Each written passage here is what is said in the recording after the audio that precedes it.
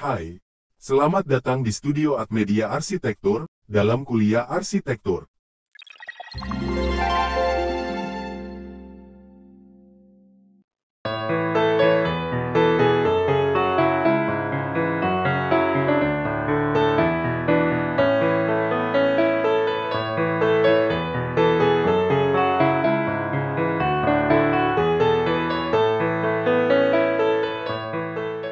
Kali ini kita akan membahas tentang antropologi dan arsitektur, bagian 4. Konsepsi awal budaya bermukim.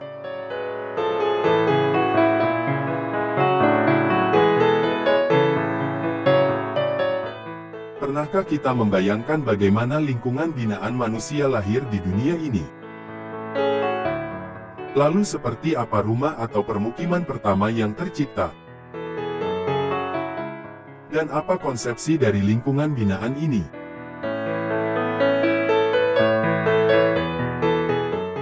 Berikut beberapa spekulasinya.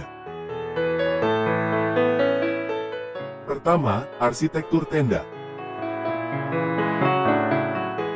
Tenda merupakan simbol jaminan keterlindungan bagi para pemburu, kadangkala berikut ternak mereka. Mereka berlindung dari panasnya terik matahari, lebatnya hujan, dan dinginnya malam.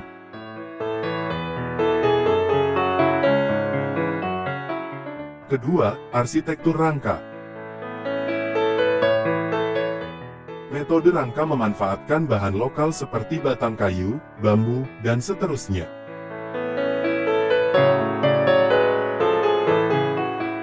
Ketiga, arsitektur arketipe. Arketipe merupakan salah satu metode membangun dengan menumpuk bahan terutama balok batu dan tanah yang dibakar, atau biasa disebut bata. Bagi masyarakat kutub, bongkahan es juga dapat digunakan sebagai material tipe pelengkung ini.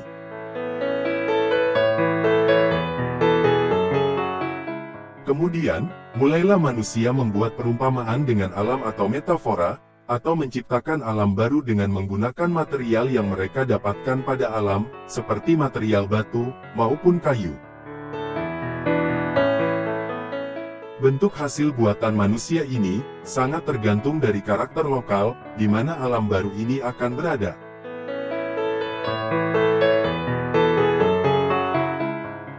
Jadi, acuan dasar apakah yang digunakan manusia untuk menciptakan alam baru ini?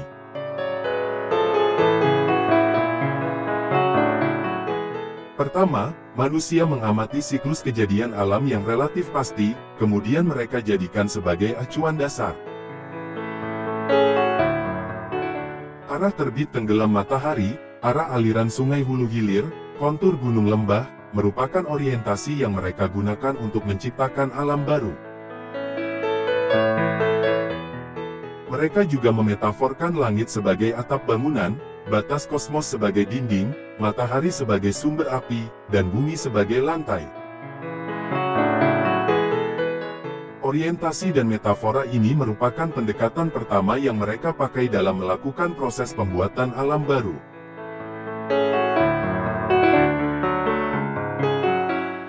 Kedua, mereka menggunakan acuan gerakan memusat yang datang dari aktivitas ketika mereka berkumpul.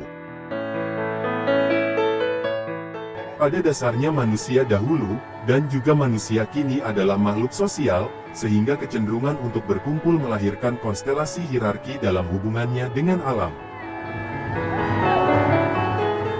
Rumah, mereka anggap merupakan salah satu bagian dari kampung. Demikian juga kampung mereka anggap sebagai bagian kecil dari suatu kosmos yang lebih besar. Pemahaman akan hal-hal tersebut, merupakan asal-muasal yang relatif murni, dan harus kita pahami terlebih dahulu sebelum kita masuk ke dalam lingkup pengamatan terhadap bangunan dan kota-kota yang ada saat ini.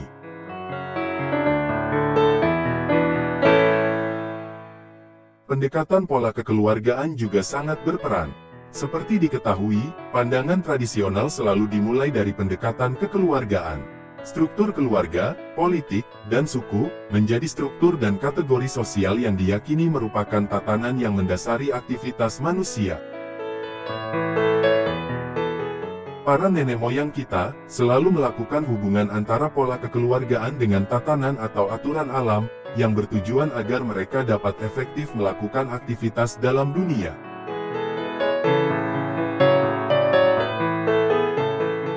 Seperti permukiman suku Dani di Papua. Meskipun terdiri dari banyak bangunan, permukiman suku Dani di Papua dimiliki bersama dan dimanfaatkan bersama dengan pembagian kelompok penghuni, bukan berdasar unit keluarga, tapi berdasar jenis kelamin, yaitu pondok laki-laki dan pondok perempuan. Dengan demikian seluruh permukiman pada dasarnya beroperasi secara fungsional sebagai satu rumah.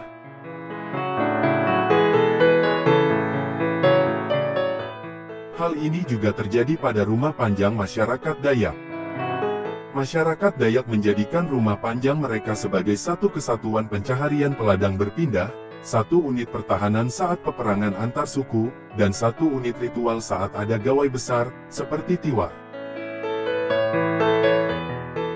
Sementara masing-masing unit hunian dapat berperan secara mandiri dalam lingkup yang lebih kecil.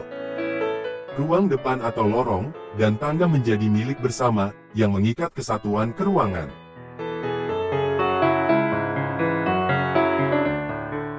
Nah, itu. Semoga bermanfaat. Sampai jumpa di bahasan berikutnya. Salam kami, Studio Art Media Arsitektur.